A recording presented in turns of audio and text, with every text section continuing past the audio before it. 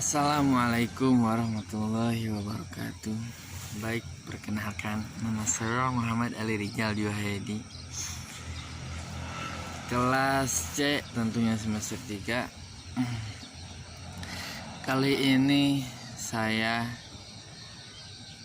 akan melakukan atau membuat tugas, yaitu membuat vlog katanya. Membuat vlog tentang yang isi materinya itu tentang macam-macam kurikulum dalam mata kuliah pengembangan kurikulum PAI berbasis literasi dengan dosen pengampu, yakni ibu yang saya cintai, Ibu Helna Nelis MPD. Semoga beliau selalu sehat dan dalam lindungan Allah SWT. Amin. Baik, kali ini saya mencoba menjelaskan tentang macam-macam kurikulum. Nah, dalam menurut John Donnell, beliau mengemukakan ada empat kurikulum yang akan dijelaskan. Salah satunya yang pertama adalah kurikulum akademis, yang kedua kurikulum humanistik, yang ketiga kurikulum rekonstruksi sosial, dan yang keempat terakhir kurikulum teknologi. Yang pertama, kurikulum akademis. Kurikulum akademis ini merupakan kurikulum yang paling tua dan sejak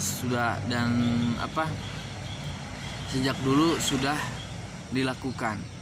Jadi sejak sekolah itu berdiri, meskipun sudah berkembang kurikulum yang lain.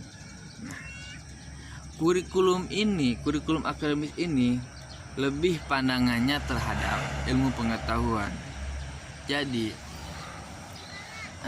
di sini yang lebih aktif itu guru sebagai kurikulum akademis. Guru sebagai penyampai bahan ajar harus menjadi seseorang yang digugu dan ditiru, selain menyampaikan ilmu pengetahuan. Jadi semua ilmu pengetahuan itu adalah sifatnya integratif yang harus disampaikan. Jadi lebih ke dalam belajar. Kurikulum akademis ini di mana belajar murid harus mendapatkan ilmu seluruhnya, bukan hanya sekedar paham, begitu juga harus dapat mengingat dan menguji fakta-fakta yang dalam ilmu tersebut maksudnya. Dan selanjutnya yang kedua, ada kurikulum humanistik. Kurikulum humanistik ini yang sifatnya berperi kemanusiaan. Artinya jika dilihat dari dari kalimatnya, kurikulum humanistik ini lebih bertolak belakang dengan kurikulum yang pertama tadi, kurikulum akademis. Jadi di sini modelnya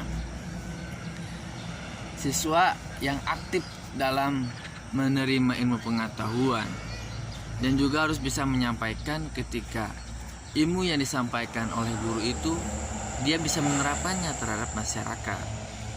Begitu. Selain dari ilmu yang dia dapat, dia harus bisa menerima aspek dari perilaku, emosional, dan rasa. Oke, selanjutnya yang ketiga, kurikulum rekonstruksi sosial. Kurikulum rekonstruksi sosial ini jadi itu sifatnya kerjasama, tidak dapat dilakukan secara sendiri. Nah, jadi rekonstruksi sosial ini dilatar belakangi dengan adanya problem-problem yang terjadi dalam masyarakat. Seperti itu.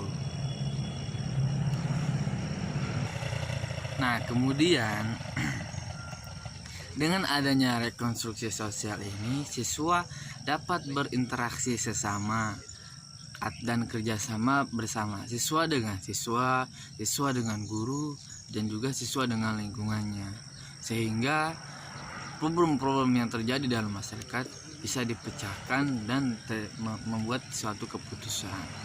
Jadi sangat berpengaruh juga dalam pendidikan. Dan yang terakhir yaitu ditutup dengan kurikulum teknologi.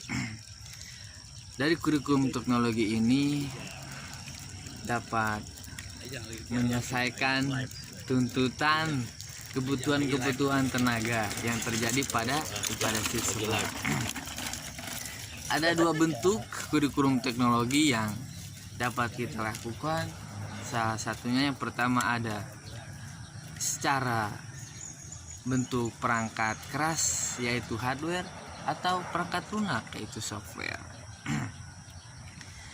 Nah, jadi seperti kurikulum teknologi ini seperti yang kita laksanakan ini, kuliah secara online, yaitu memakai e-learning.